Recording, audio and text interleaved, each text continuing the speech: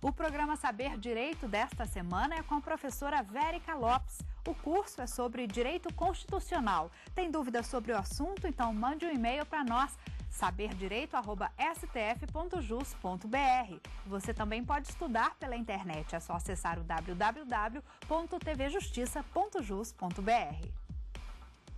Olá, sou Vérica Lopes, advogada, professora de Direito Constitucional e estou nessa semana no programa Saber Direito, ministrando um curso sobre Justiça Constitucional e Cidadania.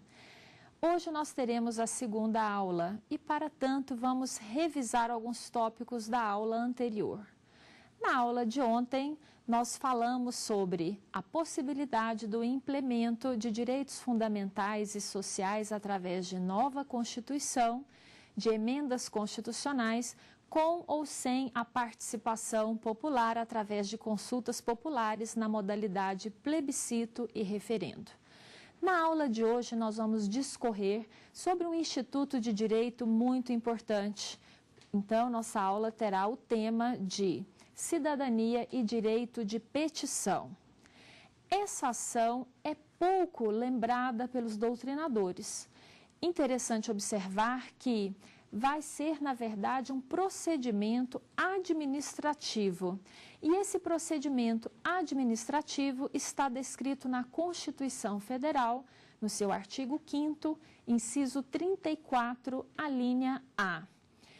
Na Constituição, nós temos a previsão de que qualquer pessoa do Estado brasileiro, seja ela nacional ou estrangeira, que ela venha ter a atenção dos poderes públicos, seja para fazer reclamações, fazer solicitações ou até mesmo levar a notícia de algum fato importante às autoridades públicas. E daí nós vamos observar que a previsão atual de nossa Constituição, já vinda no poder constituinte originário, ela não foi inédita. Trata-se historicamente de um instituto que surgiu na Idade Média na Inglaterra, sob a monta dos Rights of Petition, que depois desenvolveu até chegar no Bill of Rights de 1689, onde, nessa previsão inglesa, os súditos podiam se dirigir diretamente ao rei. Nós vamos perceber que esse acesso de um súdito diretamente ao rei é algo extremamente democrático, proveniente de sociedades onde há a defesa do Estado democrático de direito. E não poderia ser diferente na nossa Constituição Cidadã. Então, na nossa Constituição, houve essa previsão para que pudéssemos permitir a comunicação de indivíduos no Estado brasileiro frente às autoridades públicas, sejam elas de qualquer poder público constituído. Pode ser do legislativo, pode ser do executivo e pode ser do judiciário. E ainda há a possibilidade, prevista na doutrina, de que possa também ser ensejado o quê? Consultas diretas do cidadão às entidades ou órgãos da administração pública indireta. E há também doutrinadores que remontam à possibilidade dessas consultas serem feitas diretamente também a pessoas jurídicas privadas prestadoras de serviços públicos.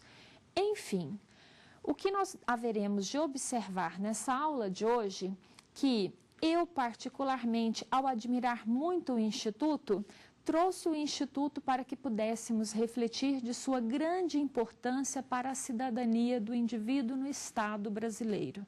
Imaginem só a possibilidade de alguém fazer uso de uma simples peça escrita numa folha de papel e de ter o direito constitucional de receber a resposta por escrito. Então, esse instituto, ao estar previsto na Constituição, determina que nós não precisaremos de pagamento de taxas. E daí, a doutrina e a jurisprudência foi trazendo detalhamento para a sua regulamentação, tendo em vista que não existe uma legislação específica para tratar do direito de petição. Inclusive, os doutrinadores se dividem ao construírem suas obras jurídicas sobre o direito de petição. Nós vamos perceber que Alexandre de Moraes exaltou o direito de petição em sua obra, colocando-o como uma garantia constitucional, embora seja um procedimento administrativo. Por outro lado, Pedro Lenza, que é um doutrinador muito admirado pelos estudantes que fazem aí concurso, exaltou o Instituto tão somente como um direito fundamental, mas não o trouxe como uma garantia constitucional. Eu, particularmente, prefiro a corrente que compreende como uma garantia constitucional, tendo em vista que o fato do indivíduo poder acessar aos órgãos públicos, por si só, já é um direito fundamental elementar de um Estado. E esse direito não existe em outros estados no mundo. Existem estados que o prevêem e existem estados que não o prevêem, que o indivíduo pode ou não consultar autoridades, ou seja, às vezes o presidente ou o monarca. O que nós vamos, então, observar é, inicialmente, trata-se de o direito fundamental previsto, então, no artigo 5º, que vai permitir que o indivíduo receba a atenção dos órgãos públicos e que esse direito, então, vai lhe conceder a possibilidade de receber uma resposta por escrito. Nesse contexto, para receber uma resposta por escrito, haverá de ser, então, num prazo razoável. Vai depender da importância da autoridade. Se for uma autoridade muito ocupada, de um alto escalão, de órgãos importantes, seria razoável hoje, compreendido pela doutrina, um prazo de 30 a 40 dias, tendo em vista as assessorias também, muito bem especializadas para essas altas autoridades. Mas nós vamos observar que a movimentação desse pedido haverá de atender a um mínimo de formalidade. Mas quais seriam essas formalidades? Nós vamos perceber que a primeira formalidade é de que haverá de ser numa petição escrita. Por que numa petição escrita? Que este pedido vai se transformar em um documento. E nós teremos aí que buscar o mínimo razoável para que ele possa ensejar num procedimento administrativo e válido. Primeiramente, vamos exaltar quem poderia, como legitimado ativo, a provocar um direito de petição e a implementá-lo, então, perante um órgão da administração pública, direta ou indireta. Nós temos identificado pela doutrina que poderão fazer uso do direito de petição pessoas nacionais ou estrangeiras, sem restrição, portanto, de nacionalidade ou de cidadania, inclusive de capacidade civil. O que nós vamos observar é que trata-se de uma petição informal e que eu, como professora de Direito Constitucional, muito realço a importância desse instituto para uma sociedade civilizada. Esse instituto pode fazer com que indivíduos consigam registrar os seus anseios perante as autoridades competentes sem que se necessite de trazer para o ambiente de questionamento uma situação virulenta.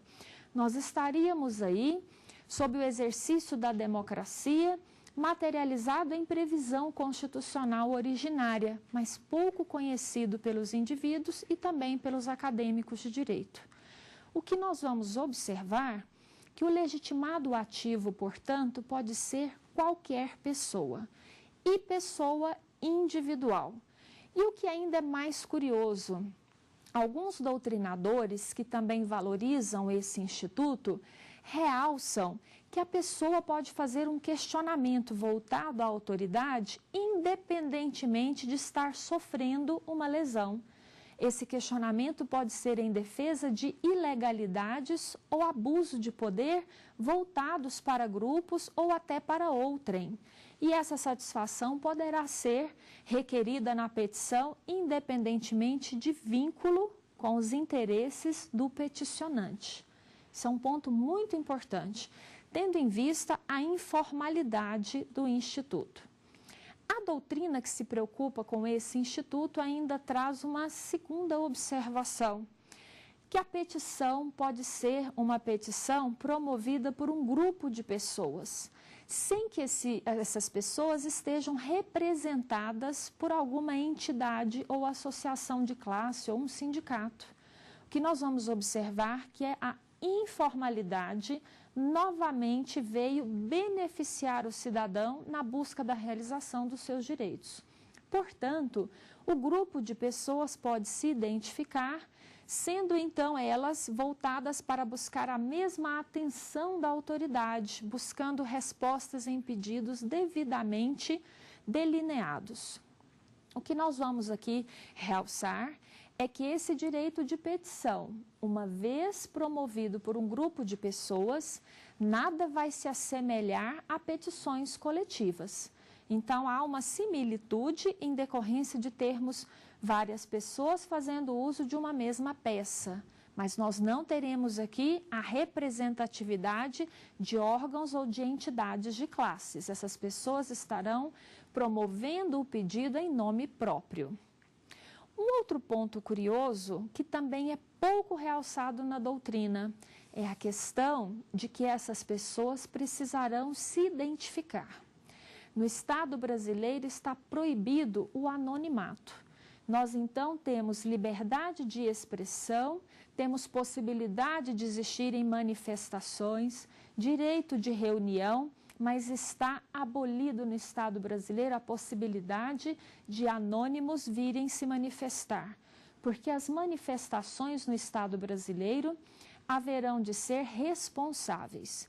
E uma vez fazendo com a identificação daqueles que assim o fazem, haverão dos mesmos se responsabilizarem civil ou penalmente por seus procedimentos e por suas opiniões. Portanto, o direito de petição não coaduna com peças apócrifas. O que nós vamos perceber é que haverá de ser manuseado com respeito às autoridades, dentro de um ambiente de cultura de paz e valores humanos. Bom, uma vez então trabalhado essa questão do legitimado ativo, vamos pensar qual seria, portanto, o legitimado passivo, ou seja, contra quem o direito de petição poderá ser impetrado, para aqueles que compreendem que o direito de petição é uma garantia constitucional. Nesse sentido, as pessoas que haverão de buscar a satisfação da autoridade ou levar as informações dentro dessa peça informal, deverão, no mínimo, ter uma noção de qual autoridade seria a responsável para, então, conceder a resposta razoável. Neste contexto, vamos perceber que, se porventura houver o endereçamento inadequado, a autoridade administrativa que receber o direito de petição haverá de conduzir essa peça à autoridade responsável.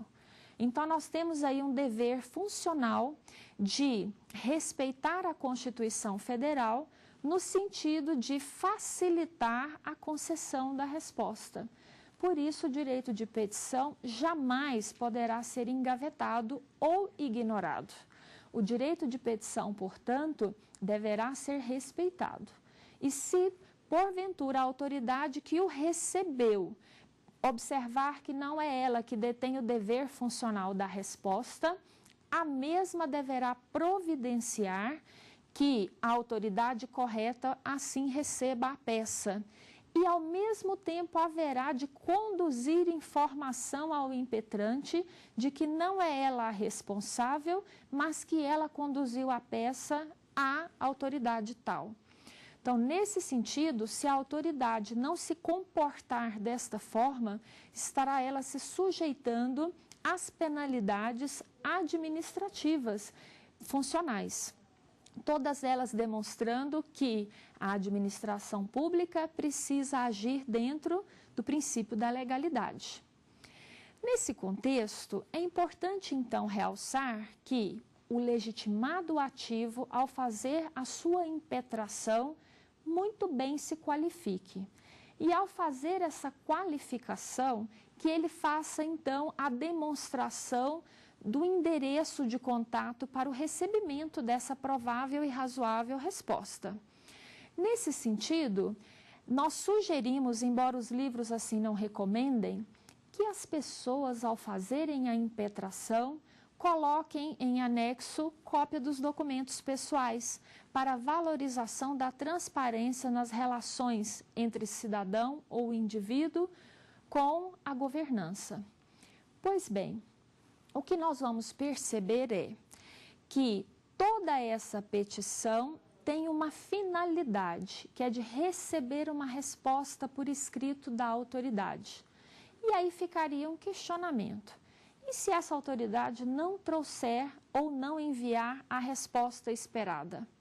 Nós vamos perceber que, em alguns doutrinadores, há o realce de que a não concessão da resposta em prazo razoável poderá perfeitamente demonstrar o abuso de autoridade de uma pessoa que recebeu o direito de petição e não respondeu, caso compreenda que essa resposta esteja dentro de uma discricionariedade. Porém, se estiver dentro dos deveres funcionais e isso for descumprido, nós estaremos aí diante de violações com ilegalidade. O que nós vamos perceber é que em ambas as circunstâncias, essa autoridade que não concedeu a resposta poderá sofrer a impetração de mandado de segurança e ser ela entabulada como autoridade coatora. E nesse sentido, uma vez entabulada como autoridade coatora, poderá, em sede de um mandado de segurança, receber um comando judicial de que venha conceder a resposta por uma ordem do right. Bom, nesse sentido, o que nós vamos observar é que no Estado brasileiro, dentre momentos de manifestações populares, poderia-se muito fazer uso do direito de petição. Vamos ao primeiro questionamento dos acadêmicos da aula de hoje. Olá, professora. Meu nome é Jaqueline Freire Maia. Eu gostaria de saber quais são os benefícios pessoais que podem decorrer de impetração de direito de petição? A resposta decorre exatamente de um primeiro momento evidenciarmos o Estado democrático de direito. O primeiro benefício pessoal decorrerá da autoestima do indivíduo atendida por uma autoridade. O indivíduo terá a possibilidade de dirigir-se diretamente às autoridades. E aí, quando na Constituição há a previsão de que não existem custos para essa impetração, há um segundo benefício, que esse indivíduo tão somente vai o quê? Fazer uso de uma petição por escrito. O que nós vamos observar e que eu ainda não comentei é que o direito de petição não requer capacidade postulatória. Então, significa que esse indivíduo não precisará contratar advogados para manter esse canal de comunicação com a administração pública. E nós vamos ainda, por fim, observar que ele poderá, com a impetração de seu pedido ou com a impetração e a resposta, restar munido com prova documental e que esta prova documental poderá lhe ser útil em processo judicial subsequente, caso ele não venha satisfazer os seus anseios perante o ambiente administrativo. E eu ainda realçaria um último benefício a esse indivíduo, da possibilidade da realização da justiça constitucional fora do ambiente dos tribunais.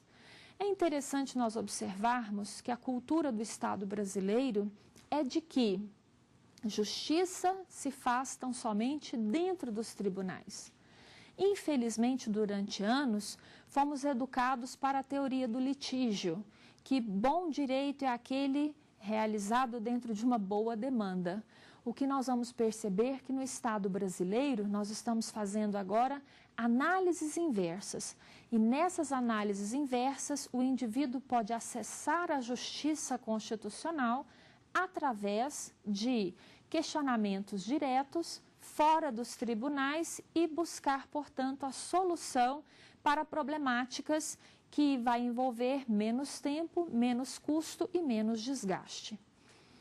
Pois bem, para darmos então continuidade à aula de hoje, nós então elencamos legitimado ativo para impetração do direito de petição e vimos que o legitimado pode ser qualquer pessoa, nacional ou estrangeira, dentro do Estado brasileiro e que ela venha, portanto, se pronunciar numa petição escrita e que não vai ter custas para tanto.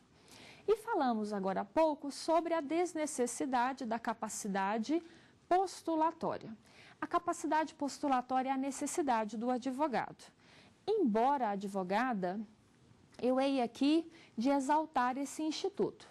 É um instituto extremamente democrático, que torna indivíduos desprovidos da necessidade do uso do advogado para buscarem justiças constitucionais. Então, nesse sentido, eu exalto aqui a importância desse instituto, principalmente para pessoas carentes, por ser um instituto de fácil acesso e ainda de pouco custo. O que nós vamos observar, então, é que, embora a legislação diga que não precisa de advogado, é possível que a pessoa, receosa da construção do documento, venha fazer a contratação de um advogado. E, para tanto, com certeza, a petição vai ser construída com maior rigor e maior benefício para a sua apreciação. Porém, por outro lado, há a vantagem do indivíduo poder estar perante a busca da justiça constitucional sem a necessidade da contratação de um profissional para que venha ampará-la nesse sentido.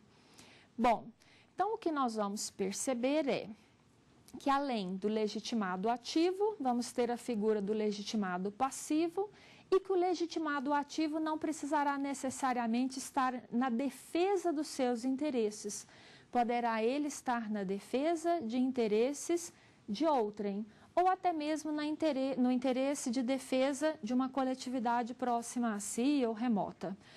Por exemplo, nós vamos perceber que se o indivíduo mora em determinado setor e há necessidade de fazer reclamações sobre o asfalto ou sobre o saneamento básico ou coisas do gênero, ele sozinho pode já entrar em contato com a governança do seu setor, que seria no município, por intermédio, então, diretamente a falar com o prefeito. Essa possibilidade é algo real e fática, mas poucos conhecem que poderia levar essa comunicação perante a autoridade e ainda ter o direito à resposta. A ausência de saneamento básico, que muito, por exemplo, traz problemáticas a locais periféricos das grandes cidades, poderia ser levada à reclamação dentro de uma simples petição intitulada de direito de petição, onde teria aí a obrigatoriedade do administrador público em responder o indivíduo prejudicado. E assim nós poderíamos elencar vários problemas sociais que poderiam ser formalizados por intermédio do direito de petição.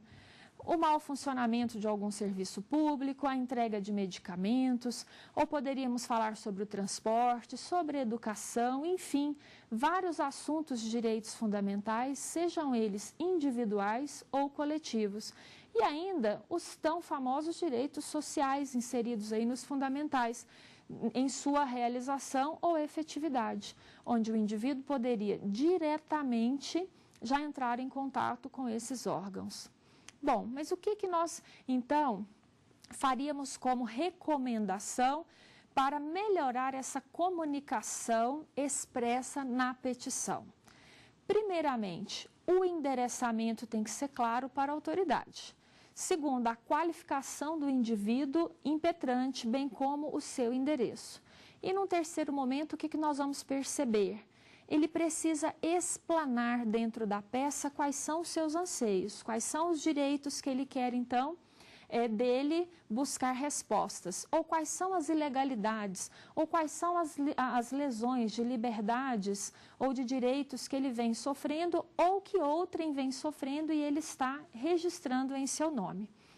Nesse sentido, A explanação tem que ser clara, mesmo que com linguagem simplificada. E seguindo o entendimento de outras peças de garantia constitucional, é necessário que sejam elas elaboradas em português.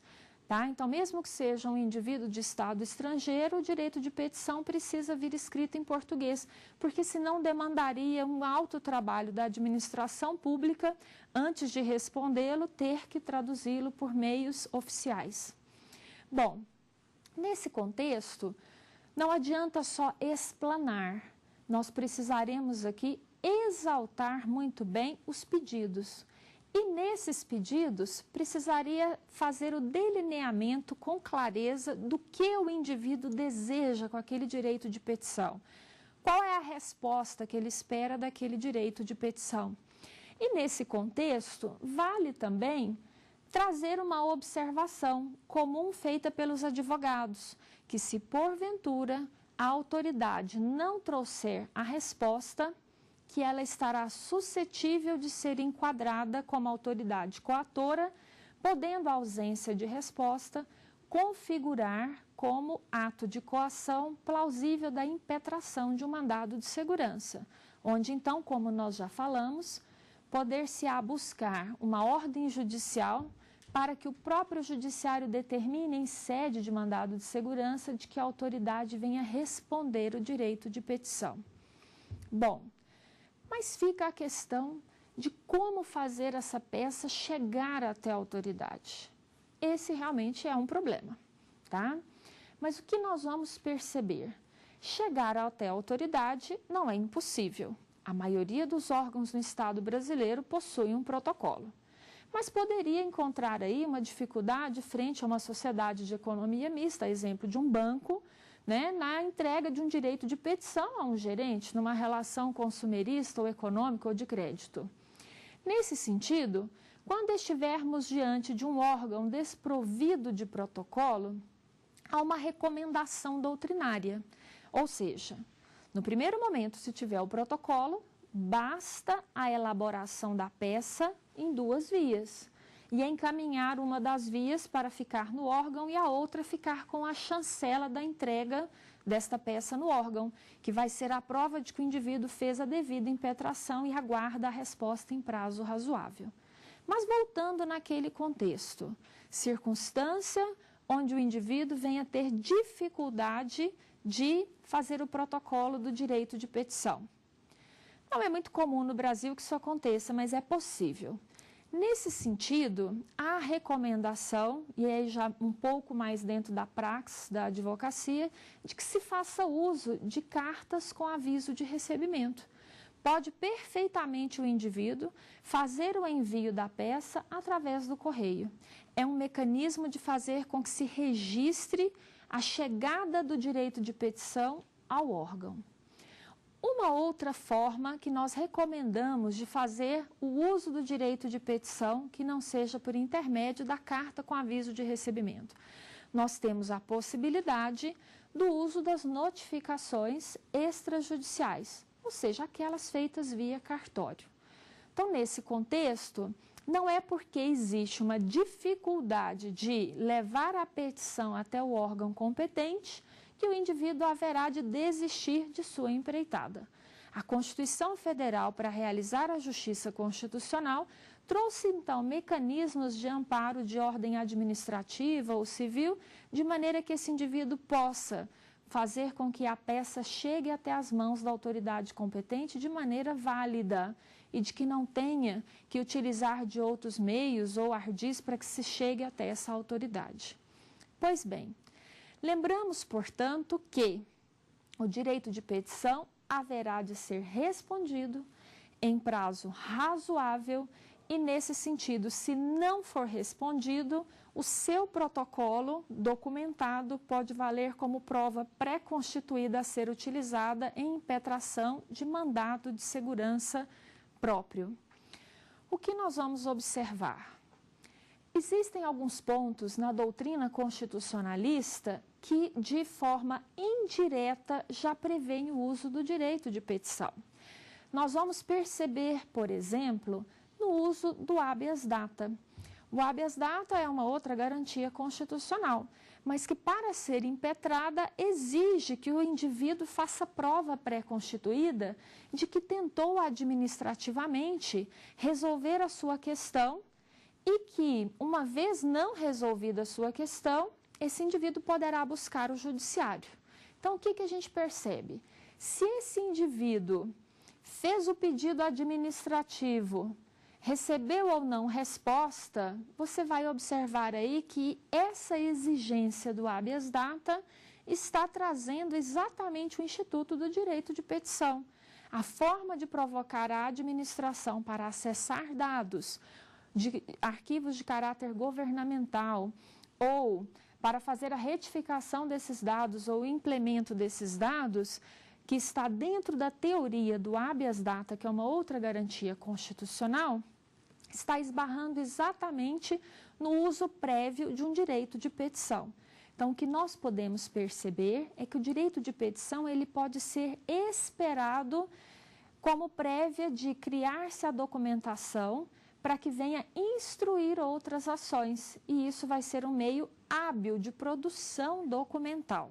Então, não só nesse caso do habeas data, mas existirão vários outros casos ou ocasiões que o indivíduo poderá lançar mão, seja só da petição não respondida ou até mesmo da petição com a resposta, mesmo que seja ela insuficiente e não tenha satisfeito o direito do indivíduo. Bom, nesse sentido, vale, portanto, realçar que o direito de petição, ao ser introduzido na Constituição de 88, criou este canal de comunicação entre indivíduo e autoridade. Mas o que nós temos observado no dia a dia é o desconhecimento do indivíduo por intermédio desse instituto de poder fazer valer os seus direitos, ou de, no mínimo, receber as respostas necessárias. O que nós percebemos no uso do direito de petição no dia a dia pelos escritórios de advocacia, que são eles muito utilizados para a construção de provas. Mas o que nós percebemos também é que ele é muito ignorado pelos indivíduos que não estão atrelados à vida jurídica. E aí poderíamos ter a solução de conflitos, de litígios, de reclamações pelo ambiente administrativo e ainda com custo zero. Isso poderia trazer ao Estado brasileiro um aperfeiçoamento dos serviços públicos. Isso também poderia funcionar como um feedback da realização desses serviços públicos. Bom, nesse sentido, nós, portanto, vamos agora verificar qual é a próxima dúvida dos nossos acadêmicos. Oi, professora, meu nome é Thiago Monteiro e eu queria saber quais são os benefícios estatais que podem decorrer da impetração do direito da petição. Como nós realçamos no início da aula, no Estado brasileiro estamos, infelizmente, ainda acostumados à teoria do litígio. E daí sobressai, portanto, a ideia de que todos os problemas que o indivíduo vem a ter, que ele vai, então, solucioná-los no Poder Judiciário. E essa cultura veio, portanto, crescendo com a introdução e instalação dos juizados especiais, também com as questões consumeristas e, a exemplo, a exaltação do direito do consumidor no Brasil, onde os indivíduos, por qualquer situação de prejuízo ou de lesão a liberdades ou a direitos, procuram o Poder Judiciário. Nesse contexto, se houver uma maior disseminação do direito de petição pela educação jurídica, nós vamos observar a possibilidade de resolução de conflitos ou de pequenos conflitos administrativamente, antes de se bater às portas do Poder Judiciário. Isso traria uma enorme diferença para o volume de processos que abarrotam hoje os tribunais brasileiros. Talvez, quem sabe, até mesmo a desnecessidade da criação de novos tribunais, como nós temos observado. Porque hoje os indivíduos aprenderam a buscar o Poder Judiciário como uma situação natural. E isso não é tão natural. O que eu gostaria, inclusive, até de contribuir e de relatar, foi a experiência que tive de estudos de direito africano. Na África, em alguns países, por exemplo, já existe uma cultura milenar de primeiro resolver todos os aspectos dos litígios ou das insatisfações com a prestação de serviços públicos através, então, de pedidos até mesmo orais a pessoas que vêm resolver as demandas em situações administrativas fora dos tribunais. E no Brasil, nós estamos agora tendo aí um realce a essa situação da valorização, de mediação, conciliação e busca de meios pacíficos na resolução dos litígios. Inclusive, nós temos até o uso inadequado daquela famosa frase, qualquer coisa, eu vou te processar. Então, isso precisa ser revisto dentro da cultura brasileira. Precisaremos realmente rever as nossas posturas nesse contexto e observar que a Constituição já possui, inclusive, dispositivo para facilitar o acesso a soluções pacíficas dos conflitos. É isso que nós chamamos de justiça constitucional. Justiça constitucional não é tão somente buscar o Supremo Tribunal Federal. Justiça constitucional, portanto, ela remonta a toda a previsão normativa constitucional que está acessível ao indivíduo e para o seu uso. Nós temos no Brasil uma ideia inadequada de que justiça constitucional seria estar em juízo, fazer uso de peças judiciais e introduzir ali a fundamentação constitucional com seus devidos pré-questionamentos. Na verdade, não é isso a justiça constitucional por si só. Isso compõe uma parte da justiça constitucional. O que nós vamos perceber é que justiça constitucional é buscar toda a finalidade do Estado e o bem comum ali planejado nas entrelinhas e nas linhas do nosso texto constitucional na realização do direito, na satisfação do direito do indivíduo e do seu próximo. E que então essa satisfação não seja tão somente individualizada e que seja ela partilhada dentro das pluralidades do Estado. Então, nesse contexto, o direito de petição é mais um mecanismo riquíssimo que nós poderíamos ter acesso à justiça constitucional fora dos tribunais. E ainda com a sabedoria de beneficiar os tribunais com uma redução dos processos desnecessários que hoje abarrotam a justiça. Bom, após então toda essa explanação, nós vamos observar regras para que nós possamos fazer, portanto, um realce à construção da peça, para que dessa aula fique não só o conteúdo doutrinário, mas que também o exemplo de como fazer uso desse instituto por todos nós no dia a dia. O que nós vamos então exaltar é, primeiro, essa petição precisa ser uma petição escrita. Segundo, haverá de ser endereçada a uma autoridade pública responsável pela lesão ora questionada, seja de direitos ou de liberdades, individuais ou coletivas do impetrante ou de outrem. Que nessa petição haja a identificação do impetrante, porque está proibido, como nós falamos, a questão da peça apócrifa. Vamos perceber ainda que dentro dessa petição haverá de ser trabalhado a problemática, onde o indivíduo vai então discorrer em poucas linhas sobre do que ele pretende aguardar como resposta da autoridade. E ao final precisa ser trabalhado a questão dos pedidos. Os pedidos são muito importantes. As pessoas normalmente discorrem sobre as suas angústias e anseios, mas não elaboram os pedidos de maneira clara e evidente do que elas esperam com o questionamento. Nesse sentido, após a elaboração de toda a peça, ela precisa ser encaminhada ao órgão. E neste encaminhamento nós precisaremos de um protocolo. Em alguns órgãos, essa peça vai gerar, inclusive, um procedimento administrativo. E aí nós realçamos que nós poderemos perfeitamente com o protocolo desta peça, estar aí já diante de uma prova documental. Então, a própria peça protocolizada já é uma prova documental, independentemente de resposta. Se porventura for recebida a resposta, então o indivíduo está diante de duas provas documentais. Uma é o pedido, a outra é a resposta, porque pode ser que essa resposta não seja satisfatória.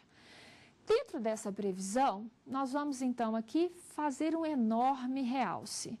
Além então da construção dessa peça e os rigores de acesso aos órgãos, eu exaltei no início da aula que poderia o direito de petição ser encaminhado ao Poder Judiciário também. Então, como seria essa situação do direito de petição dentro do Poder Judiciário? Comumente, os indivíduos reclamam, seja da demora do andamento de um processo ou de dúvidas sobre o andamento e da vinculação dessa situação do indivíduo ao seu advogado do processo judicial em si. É importante observar que o direito de petição pode ser utilizado, inclusive, para que o indivíduo possa se comunicar diretamente com o órgão do judiciário, sem que necessite de passar pelo uso de uma peça formal processual. Então, nós estaríamos aí, curiosamente, diante de uma situação paralela, um processo judicial em juízo e o seu autor ou o seu réu querendo se comunicar com as autoridades desse processo. Então, paralelo ao processo judicial, pode o indivíduo promover perguntas, questionamentos, fazer solicitações ao órgão judicial diretamente. Isso não é muito comum. Mas o que nós vamos observar é a grande utilidade do direito de petição para relembrar detalhes, ou então de que o processo está parado, ou que ele se tornou sexagenário e o seu processo agora haverá de ter uma preferência de acordo com os termos da lei. Enfim, o que nós vamos perceber é que, paralelo ao processo judicial, pode ser provocado essa comunicação pelo próprio indivíduo que se sinta prejudicado de alguma forma, e aí ele poderá se comunicar diretamente com o magistrado da causa, sem que isso venha se misturar ou confundir com o processo judicial. Nesse contexto, o indivíduo poderá perfeitamente dirigir a sua petição escrita, sem nenhuma formalidade e sem nenhum custo, ao órgão judiciário. E vai gerar um procedimento administrativo. E nesse procedimento administrativo, ele vai ter direito de resposta. Essa é a grande importância desse instituto. O direito de resposta poderá, inclusive, antes mesmo da resposta, fazer com que ele já venha oferir o seu benefício, seja de celeridade, seja até mesmo de ajuste ou de chamar um processo à ordem, mesmo que ele não seja advogado. E nós vamos perceber que, por vezes, esses pedidos são e muito bem recebidos e atendidos pelo Poder Judiciário. Eu mesma fiz o implemento do meu primeiro direito de petição quando ainda era estudante. E aí, necessitando de falar com o presidente de um tribunal, porque antes mesmo de formar eu queria muito fazer uma prova de concurso. E dirigi o direito de petição ao presidente do tribunal, que estava organizando o concurso naquela época. E senti a enorme grata satisfação de ter recebido aquela resposta. Não me recordo bem do que se tratava, mas me recordo bem e tenho guardado que recebi o documento daquele presidente do tribunal. Então, por fim, o que nós precisamos perceber é que a justiça constitucional pode ser realizada com mecanismos que nós já possuímos dentro da nossa própria Constituição Federal. Não há necessidade de uma nova Constituição para tanto. Vamos, portanto, agora à próxima pergunta. Oi, professora, meu nome é Pedro Pires. Eu gostaria de saber qual é a utilidade jurídica da peça protocolizada de um direito de petição e ou a resposta escrita. Juridicamente, quando nós estamos falando de direito de petição, eu já exaltei e realcei, mas é realmente muito importante fazermos uma reflexão nesse sentido. A peça, com o devido protocolo no órgão, por si só, já se reveste como documento ou prova documental que poderá ser utilizada em futuro processo judicial. De contrapartida, se esse órgão não responder a esse direito de petição, ela por si só já se reveste de um direito constitucional exercido, porém não satisfeito nos termos da própria Constituição. E aí esse indivíduo poderá buscar inúmeros caminhos no Poder Judiciário, seja de impetrar um mandado de segurança para obrigar que o indivíduo, a autoridade que se quedou inerte, venha responder-lhe, ou até mesmo de pegar aquela petição e já ir diretamente para os processos propriamente ditos, sejam eles de ressarcimento de danos ou de resolução daquele conflito que tentou se resolver administrativamente. A resposta concedida também se reveste como documento que pode ser utilizado como prova documental. Inclusive, o direito de petição é muito utilizado para futuras impetrações das garantias constitucionais. Conforme a teoria das garantias constitucionais, quais sejam elas?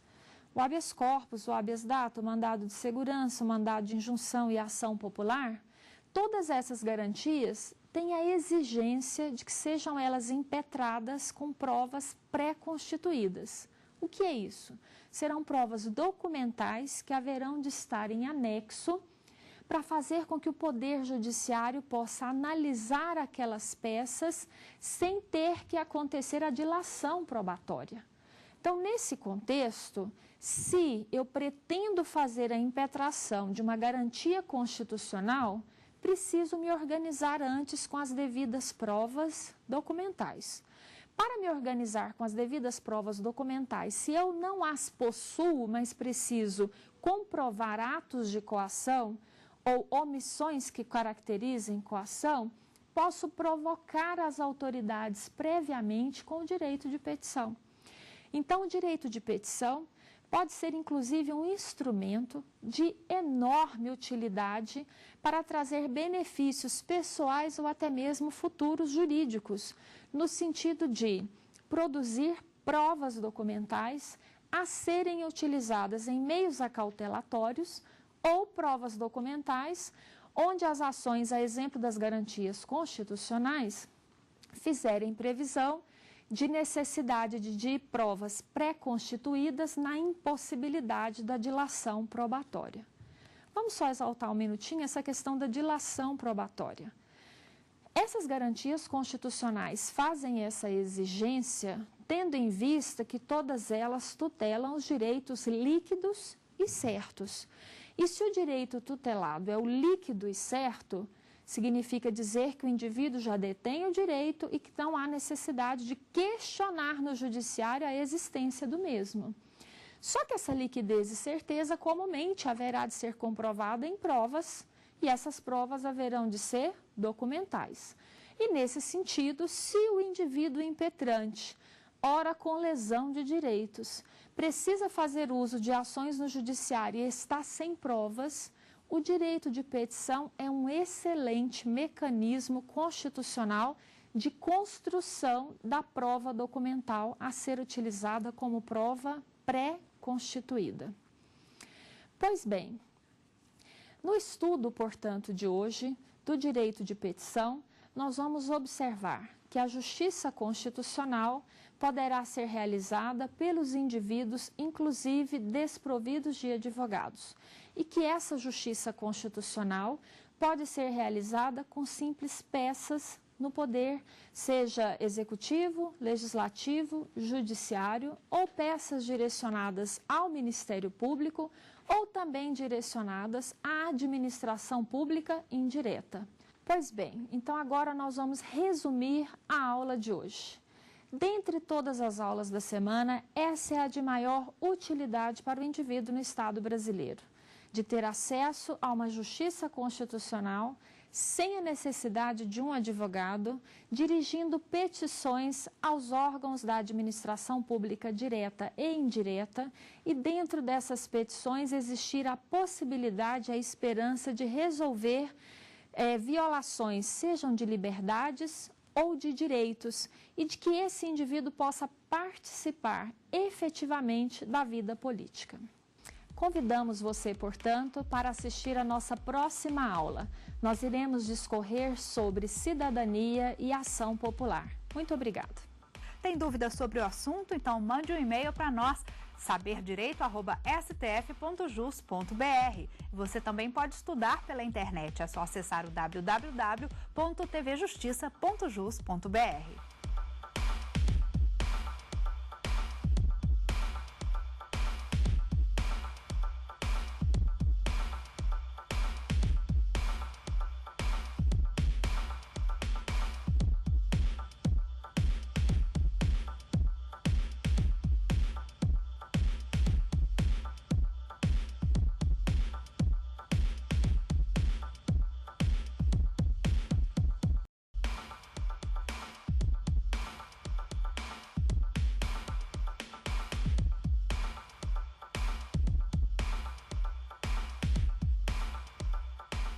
O programa Saber Direito desta semana é com a professora Vérica Lopes. O curso é sobre direito constitucional. Tem dúvidas sobre o assunto? Então mande um e-mail para nós, saberdireito@stf.jus.br. Você também pode estudar pela internet, é só acessar o www.tvjustiça.jus.br.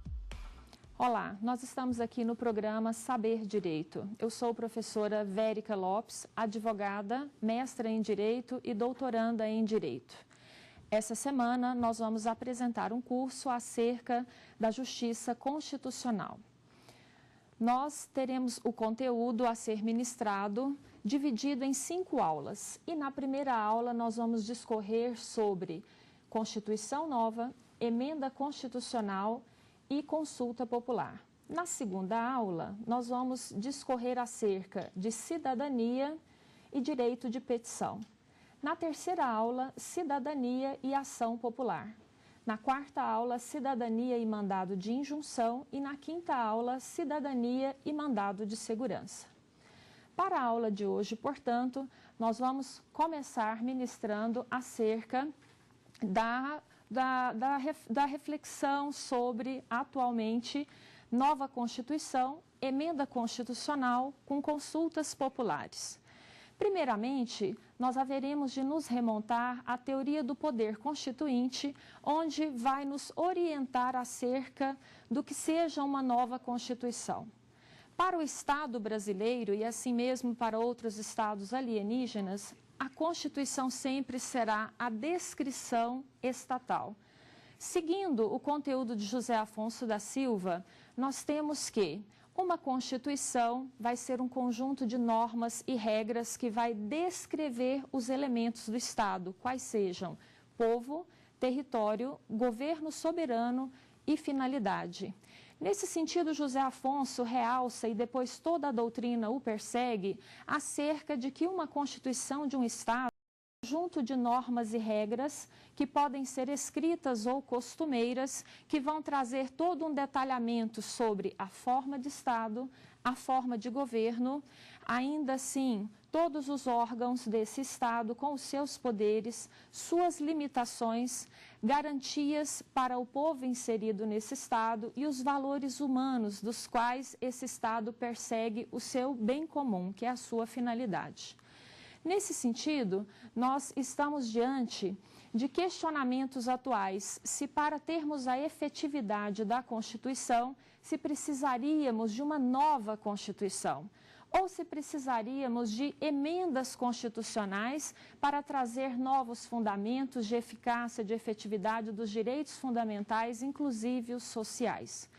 Perceberemos, portanto, que haverão efeitos que nós precisaremos tratar do surgimento de uma nova Constituição para o Estado brasileiro. E faremos um comparativo de quais seriam esses efeitos se, porventura, abríssemos mão de uma nova Constituição e introduzíssemos e implementássemos direitos através de emendas constitucionais. É importante observar que, para que nós possamos ter exatamente o surgimento de uma nova Constituição, não existe um modelo pré-definido. E mesmo que se houvesse um modelo pré-definido para o surgimento dessa nova Constituição, o que nós observaríamos que isso não teria validade.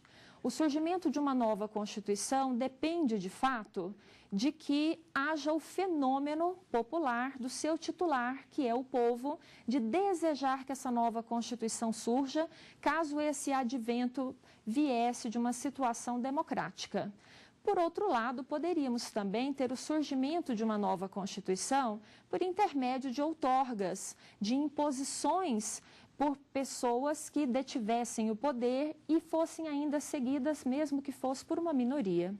Para que tenhamos essas ocorrências, a teoria do poder constituinte nos orienta que uma nova Constituição pode, então, ter uma formação proveniente de movimentos de outorga, a exemplo da nossa Constituição de 1824, tivemos também situação semelhante na Constituição de 1937 e ainda fenômenos no golpe militar de 64, que veio com o ato institucional número 1 de 64. Por outro lado, nós também já tivemos o evento de novas constituições provenientes de momentos democráticos. E nesses momentos democráticos nós tivemos a segunda Constituição brasileira, a de 1891.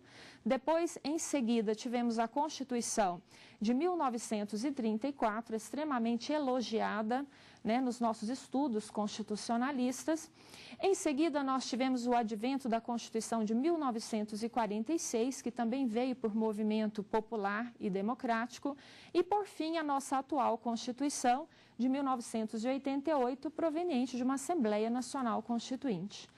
É importante realçar que o surgimento de uma nova Constituição, vindo do fenômeno do poder constituinte, jamais haverá de ser extremamente planejado. Isso vai fluir dependendo do momento histórico que o povo estiver passando e das necessidades também que o próprio Estado demonstrar na sua evolução jurídica e social. Vamos perceber, portanto, que há algo a ser observado, que é o surgimento de uma nova Constituição vai acarretar a revogação total da Constituição anterior. Porque se eu afirmei que uma Constituição é a descrição normativa do Estado, o que nós vamos perceber é que, ao surgir uma nova Constituição, o Estado passa a ter uma nova descrição. E, ao ter uma nova descrição, não coaduna em possuir duas ou mais descrições. Nós poderemos ter aqui alguma inspiração em textos anteriores, mas nós não estaremos diante da possibilidade de recepção do texto anterior. Demonstra, portanto, uma situação de que novo texto constitucional possa ser melhor ou pior, dependendo da ótica do seu observador.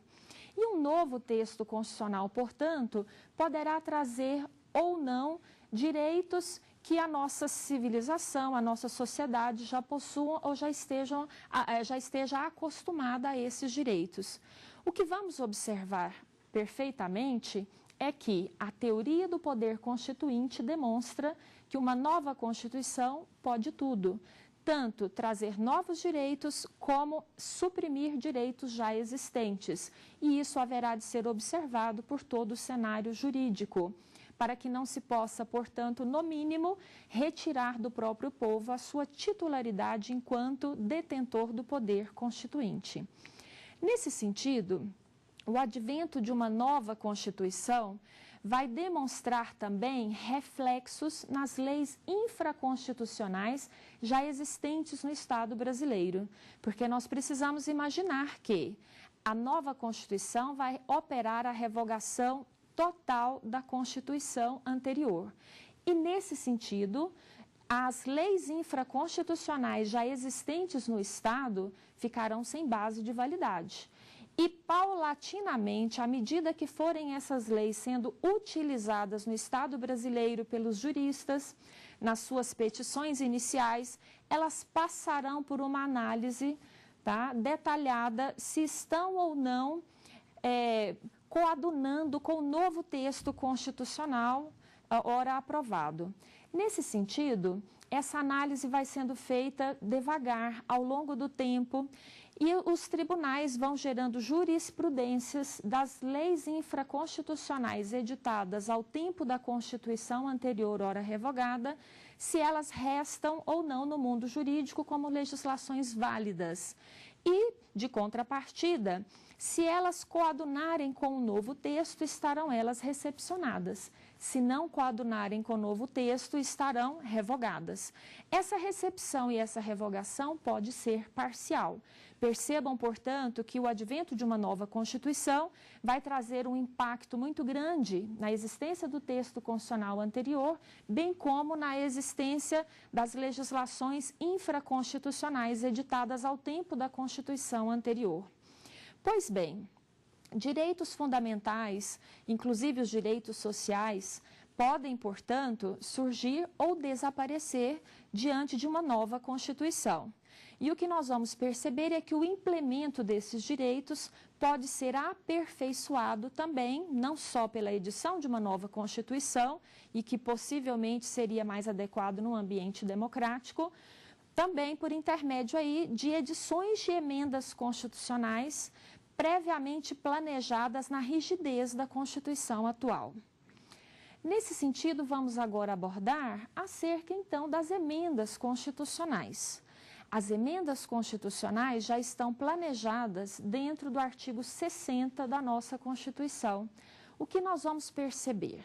A nossa Constituição, ela tem uma classificação muito evoluída de ser, embora escrita, uma norma também, embora formal, externada como o único documento a ser solene no Estado brasileiro, mas que dentro desse texto veio expresso a rigidez de proteção a todo o texto de modificações por intermédio das emendas constitucionais. Nós vamos observar que o artigo 60, portanto, demonstra limitações de momentos que a Constituição não pode ser modificada, chamadas na doutrina de limitações circunstanciais. Portanto, a nossa Constituição não pode ser modificada na vigência de estado de sítio, de estado de defesa ou de intervenção federal. Portanto, se tivermos algum decreto instalando esses 3 estados de exceção, ninguém no Estado brasileiro, mesmo que o decreto abranja só um setor do nosso país, ninguém no Estado brasileiro poderá ser surpreendido por uma nova emenda constitucional. Isso é uma garantia riquíssima descrita no nosso texto constitucional, embora esteja sendo pouco utilizada. Por outro lado, o artigo 60 ainda trouxe restrições formais, principalmente no que tange aos legitimados a fazerem a apresentação do projeto de emenda constitucional. Então, fazer uma nova emenda constitucional requer seguir a rigidez que está descrita no artigo 60. O que nós vamos perceber é que a iniciativa de um projeto de emenda constitucional, que trata-se de uma PEC, proposta ou projeto de emenda constitucional, pode se dar primeiro, conforme artigo 60, inciso 1, 2 e 3. Primeiramente, pelo presidente da República, que sozinho pode apresentar esse projeto de emenda constitucional. No segundo momento, nós temos previsão constitucional de que 1/3 do Senado ou 1/3 da Câmara podem assinar também o projeto de emenda constitucional. Não é conjuntamente, é separadamente. E vamos perceber também uma outra modalidade autorizada pela Constituição, de que esse projeto advenha das assembleias legislativas.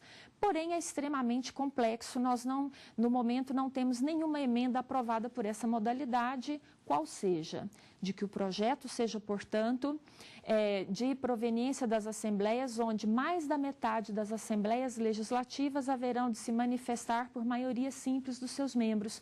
O projeto vai ter que ficar itinerante dentro dos Estados-membros, para que tenha, então, esse quórum e a validade.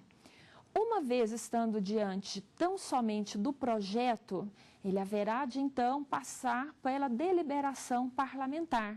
Agora, curioso observar que a emenda constitucional não possui deliberação do Executivo. Então, somente vai passar por análises legislativas dos nossos representantes que estão autorizados pelo poder constituinte derivado reformador de emenda. Esses parlamentares, portanto, haverão de analisar este texto, onde ele vai passar, lógico, estou aqui fazendo uma explanação muito breve, tá? Pelas comissões de Constituição e Justiça e pelas comissões temáticas. E, nesse sentido, aprimorado o texto, passará, então, por uma votação, e essa votação é extremamente complexa, 2 vezes em cada casa, num quórum mínimo de 3/5 dos seus membros. Então, um projeto de emenda constitucional só pode se tornar emenda uma vez se aprovado em 4 turnos. E ainda poderemos ter outros turnos se porventura as comissões apresentarem emendas, onde cada trecho do seu texto haverá de ser aprovado por esses 4 turnos. Pois bem, o que nós observamos é que não é simples emendar a Constituição no seu aspecto procedimental, mas ainda há uma previsão constitucional de que a Constituição ela estará protegida em determinados temas, em determinados assuntos, que somente poderão ser objeto de mudança se for numa nova Constituição. Porque o poder constituinte originário autoriza que na nova Constituição tenhamos essas mudanças radicais. Mas o poder constituinte derivado há de ser realizado dentro das limitações constitucionais. Trata-se, portanto, do parágrafo 4º do artigo 60. No parágrafo 4º do artigo 60, nós estamos diante das famosas cláusulas pétreas. As cláusulas pétreas são temas dos quais a Constituição expressamente impediu de que não poderá ser objeto de deliberação propostas de emendas constitucionais que sejam tendentes a abolir a forma federativa de Estado, o voto direto, secreto, universal e periódico, ainda direitos e garantias individuais e, por fim, separação dos poderes. Inverti as alíneas, né, C e D. Nesse sentido, o que nós vamos perceber? Que no Estado brasileiro, nós estamos, no momento, protegidos de mudanças constitucionais por intermédio de emendas constitucionais, no que tange a modificar a forma federativa de Estado. Pois bem, nesse sentido, nós vamos então para a primeira pergunta de acadêmicos que virá enriquecer a nossa aula. Olá, professora. Meu nome é João Miguel.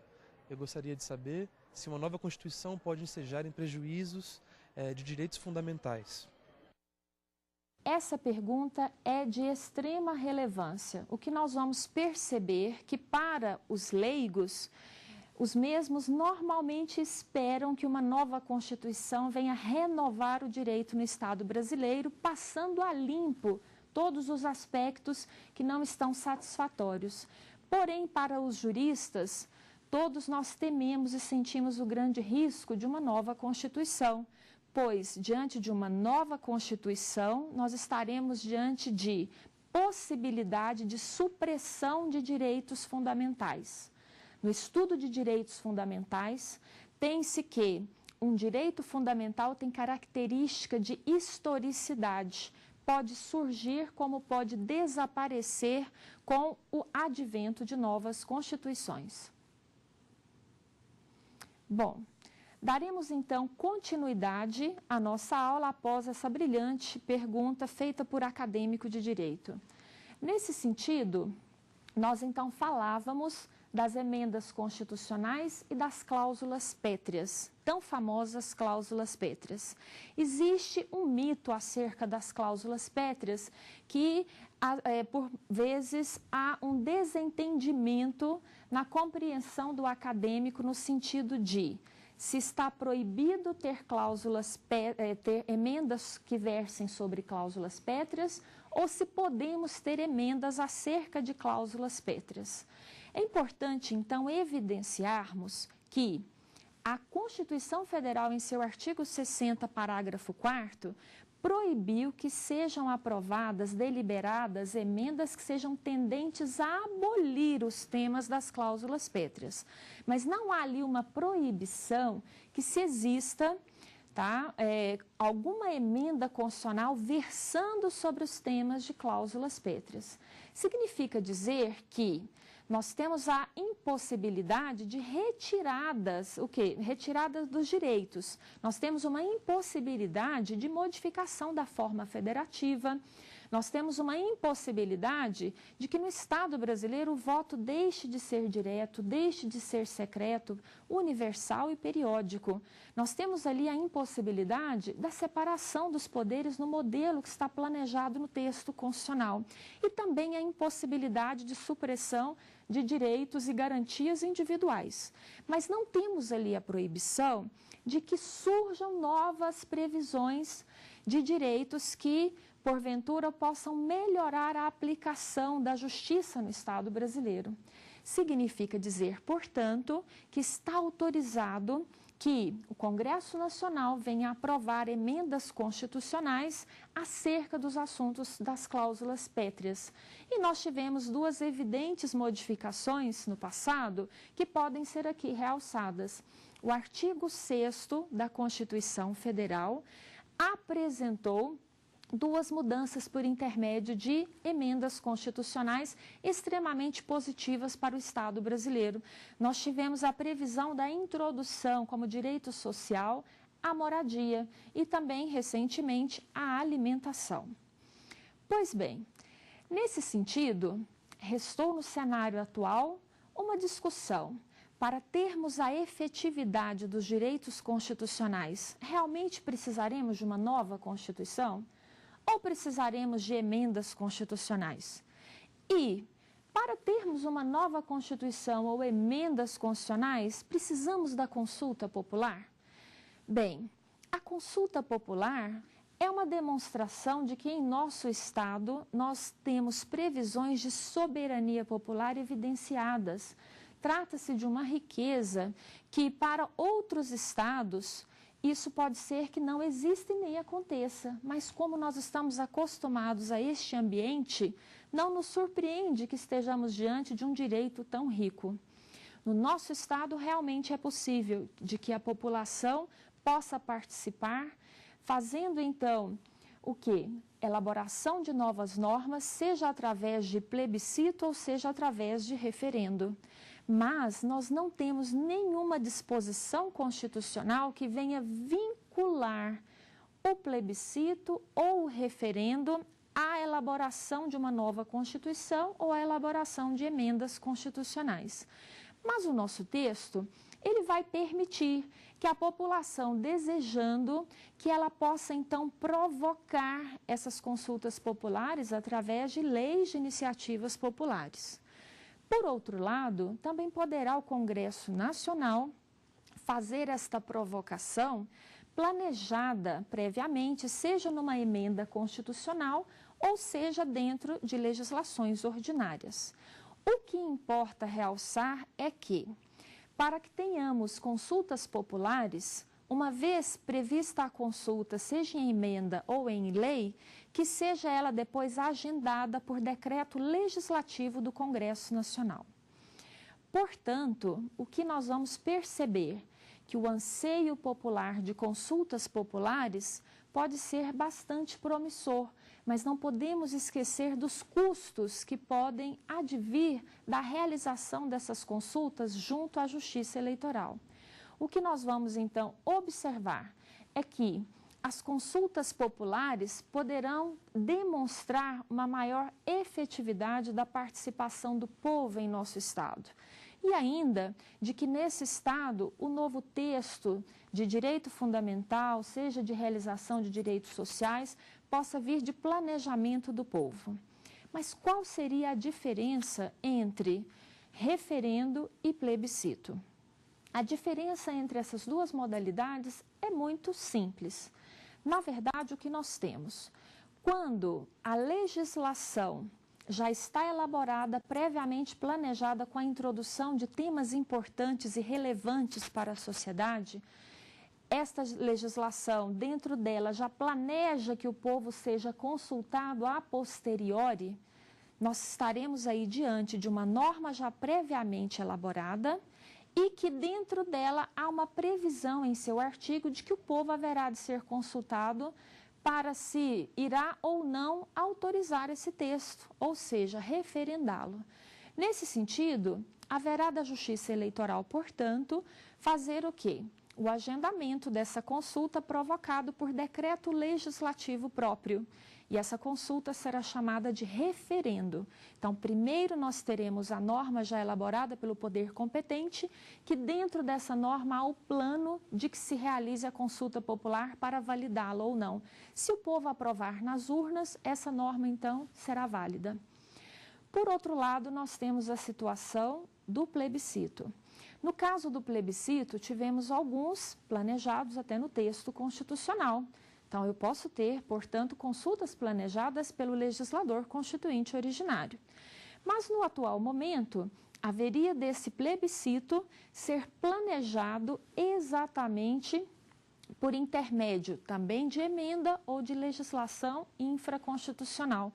O que nós podemos perceber é que, neste sentido, seria colocado um assunto em pauta. E este assunto de relevância, colocado então em discussões populares juntamente com os parlamentares, viesse então demonstrar a necessidade de uma consulta popular em determinado tema. E aí, a partir dessa situação, seria então, olha só, dentro de um decreto legislativo programado para que se realizasse o plebiscito. Se o povo autorizasse o tema dentro de quesitos previamente planejados, isso não é muito simples, tá? Então, nós precisaríamos aí estar diante de um tema relevante e dos quesitos a serem atendidos pelo povo com bastante clareza e bom planejamento. A partir de então, a Justiça Eleitoral iria efetivar o decreto legislativo que viesse, porventura, instalar essa consulta popular chamada de plebiscito. E no plebiscito, nós teríamos, diante da aprovação do povo nas urnas pelos quesitos, em seguida a transformação deste conteúdo em espécie legislativa. Então, nós temos aí a consulta anteriormente realizada e, subsequentemente, estaríamos diante da transformação do resultado dessa consulta em espécie legislativa. Pois bem, o que nós vamos perceber é que, diante dos atuais anseios, o povo necessitaria de ser, portanto, consultado para trazer a realização de direitos fundamentais e sociais. Existe na doutrina parte que defende a participação popular nesse sentido. Existe na doutrina pessoas que alegam ser desnecessária essa participação popular, onde traz-se a ênfase acerca dos seus altos custos. Por outro lado, há uma grande preocupação.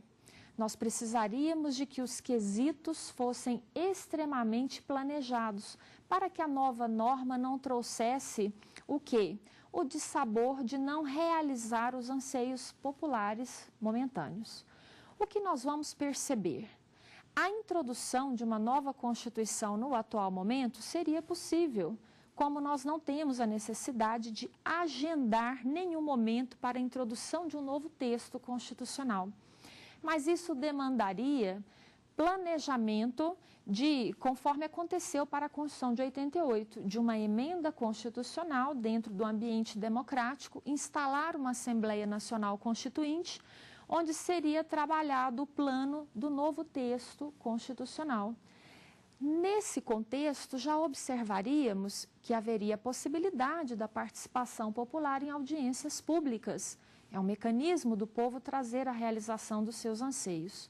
Por outro lado, se acreditarmos que, em decorrência dos riscos de uma nova Constituição, não seja interessante trazer um novo texto constitucional em decorrência da revogação total que esse novo texto possa causar ao texto anterior, então poderíamos estar aí diante de uma situação de emenda constitucional. Agora, sem plebiscito e sem referendo, o povo poderia participar da realização dessa nova emenda constitucional? Bom, este é um ponto interessante. Nesse contexto, o que nós vamos observar? O povo não está descrito no artigo 60 e nos seus incisos como um legitimado para apresentar o projeto de emenda constitucional. Tão somente poderiam ser apresentadas, para alguns doutrinadores, uma iniciativa popular desse texto. Mas para outros doutrinadores, essa iniciativa popular estaria impossibilitada, porque o texto reservou tão somente para lei ordinária e lei complementar. Mas o que seria importante aqui percebermos é que os representantes do povo que estão no Congresso Nacional, por ele foram eleitos e os seus gabinetes estão abertos para consultas. E nesse sentido, conjunta ou separadamente, poderíamos ter a materialização dos anseios populares no sentido de trazer o plano do texto da nova emenda constitucional. E seja por intermédio da Presidência da República, seja por intermédio do Senado Federal, ou seja por intermédio da Câmara dos Deputados, a vontade popular poderia ser materializada num projeto de emenda constitucional.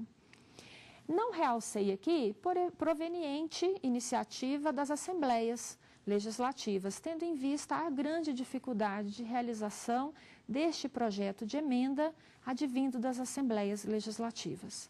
Mas há de se realçar que o advento das emendas constitucionais não podem afrontar o processo legislativo próprio, descrito nas limitações procedimentais, não poderá também afrontar as cláusulas pétreas, porque nós estaríamos aí diante das possíveis, em tese, emendas constitucionais eivadas de inconstitucionalidade.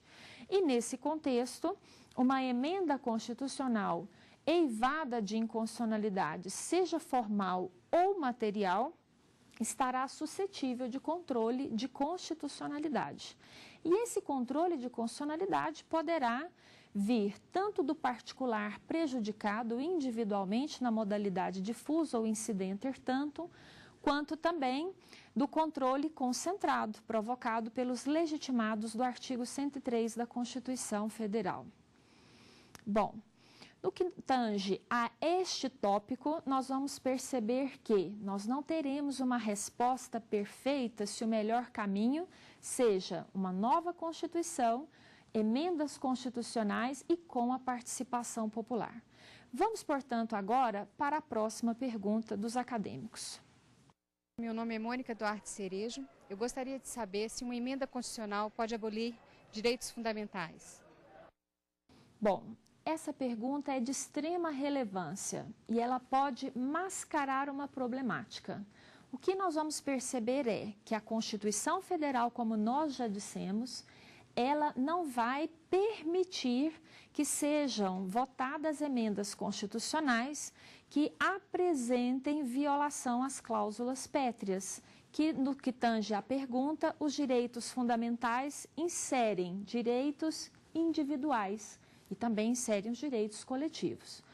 Melhor explicando, se porventura for editada uma emenda constitucional dessa natureza, abolindo direitos fundamentais, ela estará eivada de inconstitucionalidade. Primeiro reflexo, nós precisaríamos cumprir essa emenda constitucional na sua grande previsão. Por que nós precisaríamos cumprir essa emenda constitucional em tese eivada de inconstitucionalidade? Porque nós temos um princípio constitucional que assim determina que todas as normas editadas pelo poder competente, até que sejam provadas inconstitucionais judicialmente, haverão de ser cumpridas. Este é o princípio de presunção de constitucionalidade das leis e dos atos normativos. O que nós vamos observar é: o ideal é que durante o processo legislativo da emenda constitucional, nós tenhamos um controle de constitucionalidade preventivo, para identificar no projeto esses vícios e que este, então, projeto seja enviado ao arquivo, pode ser no momento de análise pela Comissão de Constituição e Justiça ou pode ser, inclusive, até mesmo no plenário, quando não atingir o quórum necessário de 3/5. Concluindo, o que nós vamos perceber, um projeto de emenda constitucional ou uma nova emenda constitucional não pode abolir direitos fundamentais. Pois bem, para que nós então possamos analisar a aula de hoje e a sua importância, Primeiramente, gostaria aqui de evidenciar que ela está inserida em uma aula intitulada de Justiça Constitucional e Cidadania. Não são em todos os estados do mundo que nós temos essa participação do povo valorizada para que se possa trazer uma nova Constituição. Não são em todos os estados do mundo que a Constituição existente pode sofrer emendas previamente planejadas. O que nós observamos que também não são em todos os estados do mundo que o povo pode participar em consultas populares. Enfim, parece que, como estamos acostumados a esse estado, pensamos que isso é muito natural e comum de acontecer dentro de um país. E não. Nós temos uma riqueza que é estar dentro de um Estado democrático de direito. E dentro de um Estado democrático de direito, há de se enfatizar a figura do povo como titular do poder constituinte. E nós já possuímos todos os mecanismos para essa valorização. O que nós precisamos é encontrar mecanismos de controle para que possamos realizar com efetividade os direitos já planejados. E é o que nós vamos estudar ao longo de toda a semana, onde eu fiz o quê? A seleção de algumas participações populares em meios judiciais e também a participação popular em meio administrativo, de maneira a buscar solucionar a efetividade dos direitos fundamentais, seja na modalidade individual ou seja na modalidade coletiva. Vale realçar que, na teoria do poder constituinte, o estudo de uma nova Constituição requer, portanto, maturidade do Estado para que receba essa nova Constituição. Vale realçar também que a influência de emendas constitucionais em todo e qualquer Estado pode trazer, inclusive, para as demais leis infraconstitucionais e as emendas também já editadas, um reflexo da revogação, seja total ou parcial. Então, a introdução de emendas constitucionais para implementar a realização de direitos fundamentais e de direitos sociais pode trazer um impacto tanto nas outras emendas constitucionais já existentes, com revogação total ou parcial, como também nas outras legislações. E quando eu falo nas outras legislações, seria a considerar as leis complementares, as leis ordinárias, medidas provisórias, leis delegadas, decretos legislativos e resoluções. Por fim, o que nós observamos é que o implemento de novos textos nos direitos já existentes vai demonstrar que nós estaríamos aí diante de necessária adequação do cenário legislativo. Porém, há uma influência na legislação já existente, o que vai acarretar também na possibilidade de aumento de questões no poder judiciário. E esse é um ponto importante. Se estivermos diante de nova Constituição, não poderemos ter aí ações que venham resolver perdas de direitos, porque estaremos diante de um novo texto constitucional. Embora essas ações poderão, inclusive, em tese, serem até intentadas, mas elas não haverão de trazer nenhuma modificação para a vida de cada indivíduo proponente, mas haverá um aumento significativo de ações no Poder Judiciário. Também, da mesma forma, o incremento de novas emendas, diferentemente de novas interpretações. O incremento de novas emendas pode trazer novas demandas e nós poderíamos, em tese, termos aí uma sobrecarga maior de questionamentos no Poder Judiciário. Nesse sentido, há, portanto, de se refletir se os textos atuais já são satisfatórios e se estamos precisando tão somente de melhor interpretação das normas para termos uma melhor aplicação das normas. Então, nesse contexto, viria o terceiro ponto da aula de hoje. Em até que sentido a consulta popular iria incrementar, auxiliar ou trazer essa renovação? A consulta popular foi introduzida, portanto, nessa aula para que pudéssemos compreender que há uma dissociação entre a consulta popular, emenda e Constituição. Não há a prévia necessidade de consultas populares para essa realização. Porém, as consultas populares poderiam trazer uma satisfação dos anseios do próprio povo na participação da construção de novas normas. Mas uma consulta popular demanda legislação prevendo a consulta e depois decreto legislativo prevendo e agendando essa consulta. Poderíamos aí ter o quê? Ações no judiciário questionando essas legislações, bem como ações no Poder Judiciário questionando esse decreto legislativo. Estaríamos também diante de conturbações. Então, tudo isso precisa ser refletido dentro do Estado brasileiro. E é interessante que isso está no momento acontecendo em todas as academias. Por fim, vamos aqui só exaltar que na aula de hoje, então, nós elencamos que nova Constituição opera a revogação total da Constituição anterior. Existem teorias de que uma nova Constituição poderia trazer trechos da Constituição anterior em seu bojo, mas são teorias. Essa vinda de trechos da Constituição anterior poderia ser considerado como uma mera coincidência, mas o ponto de estar ausente a previsão de um direito fundamental na nova Constituição e o Judiciário aplicar trechos da Constituição anterior não é acatado no Estado brasileiro, que seria a teoria da desconstitucionalização. Embora exista em tese, mas nós não seguimos essa compreensão doutrinária de que diante de um texto novo, poderíamos estar o quê? Na ausência de uma norma regulamentadora de algum ponto de direito fundamental neste texto novo, fazer o resgate de algo que estava previsto na Constituição anterior, ora totalmente revogada. E aí, há quem defenda essa teoria da desconstitucionalização, traz uma solução técnica, teórica, e aí estamos realçando que o Brasil não acata essa teoria, que seria recepcionar essas normas anteriores que estavam dentro da Constituição antiga, ora revogada, como lei infraconstitucional, desde que fossem elas normas formalmente constitucionais.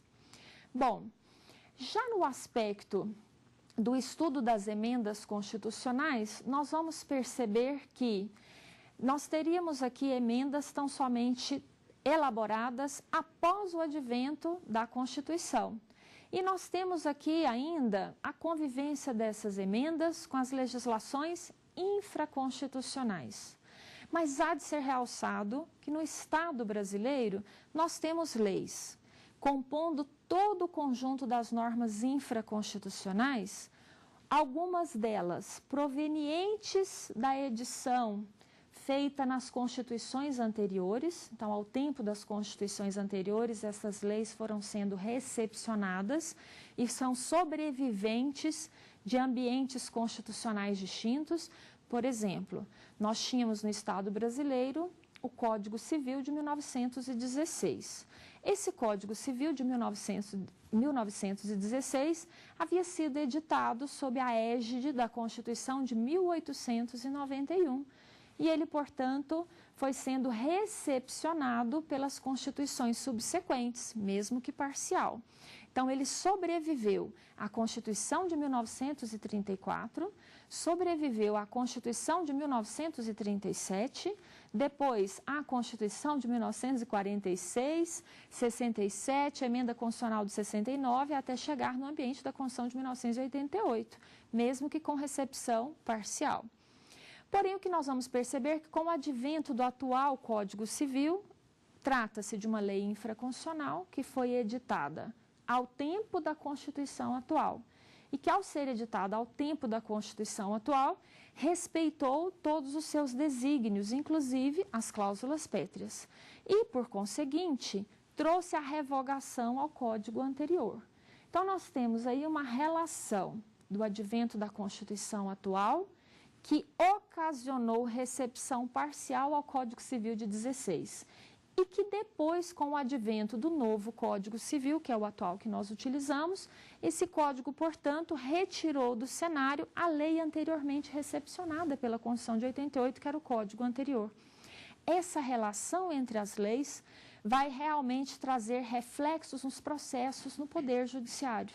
Então, no Poder Judiciário, vão surgir as teses da revogação entre Constituição e Constituição, a revogação entre Constituição nova e leis infraconstitucionais editadas ao tempo da Constituição anterior e ainda a inconstitucionalidade de leis infraconstitucionais editadas ao tempo da atual Constituição frente ao texto da atual Constituição.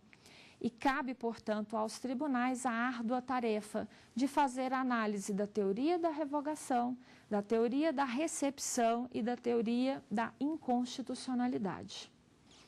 Vamos agora à terceira e última pergunta da aula de hoje. Olá, professora. Meu nome é Ana Lídia Martins e eu gostaria de saber qual a diferença entre plebiscito e referendo e bem como a necessidade desses para mudar a Constituição. Essa é a questão-chave da aula de hoje.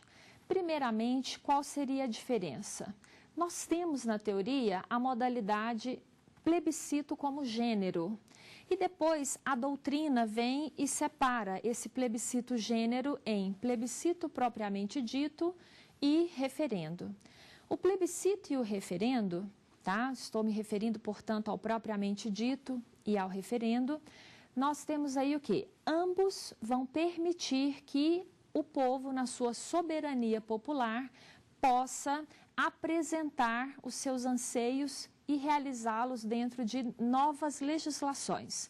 O que nós vamos perceber é que, na Constituição Federal, nós tivemos aí previsão de realização de plebiscito decorrente, inclusive, do poder constituinte originário, que era para que se pudesse questionar aos indivíduos no Estado brasileiro sobre a forma de governo e o sistema de governo. Esse plebiscito foi previsto no ato das disposições constitucionais transitórias e já se exauriu no tempo, onde o povo, na consulta popular, preferiu, inclusive, manter o modelo atual. Só que nós vamos observar que, quando falamos de plebiscito, nós teremos aí a situação de uma consulta prévia ao povo, e esta consulta prévia ao povo vai trazer o delineamento da nova norma que é, na verdade, esperada por esse povo em algum tema relevante, e em seguida haverá a materialização da resposta da consulta popular dentro de uma nova legislação. Essa nova legislação pode ser uma emenda constitucional, como pode ser uma lei ordinária. Só que é importante realçar que entre essa situação de realizar a consulta e também a confecção da nova lei, haveremos de delimitar as perguntas adequadas que sejam feitas a esse povo. E o agendamento dessa pergunta haverá de ser feito por um decreto legislativo do Congresso Nacional. E aí quem vai implementar a consulta é a Justiça Eleitoral. Agora, de contrapartida, o referendo vai ter a sutil diferença. Nós teremos a legislação já previamente elaborada pelo Congresso Nacional. Dentro dela haverá o artigo falando da necessidade da consulta popular, e para que esse artigo seja válido, nós vamos perceber que haverá de ter a consulta popular na modalidade referendo.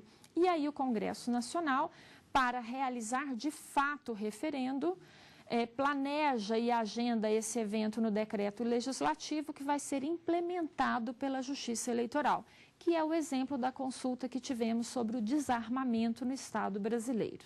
Bom, então agora nós vamos para o resumo breve da aula de hoje. Na aula de hoje, nós enfatizamos a possibilidade da realização da cidadania, seja pelo advento de uma nova Constituição, pelo advento ou de emendas constitucionais, tendo ou não a participação popular em consultas populares, na modalidade referendo ou plebiscito. Vimos dois pontos importantes sobre novas constituições, que o surgimento de uma nova Constituição não está planejado dentro da Constituição atual, e que ainda se tivesse planejado, isso não teria validade. Então, nesse sentido, o que nós vamos perceber? que o advento de nova Constituição vai operar a completa revogação da Constituição anterior. E isso demandará que o novo texto seja melhor do que o texto atual, o que nós não temos como garantir a partir do texto atual. E também que, durante toda a aula, vimos que novos direitos e implementos dos direitos fundamentais poderão surgir através de emendas constitucionais, aprimorando e aparando a atual Constituição, mas que a elaboração de emendas constitucionais requer a análise das limitações constitucionais e das cláusulas pétreas. E, por fim, observamos que a participação popular, mesmo sendo um anseio popular no momento, decorrente seja de um plebiscito ou de um referendo, não está de forma alguma materializada no texto constitucional para o advento de novas constituições ou para emendas constitucionais. Seria tão somente uma satisfação popular, embora importante. Obrigada. Na próxima aula, nós veremos, portanto, cidadania e direito de petição. Tem dúvidas sobre o assunto? Então mande um e-mail para nós, saberdireito@stf.jus.br. Você também pode estudar pela internet, é só acessar o www.tvjustiça.jus.br.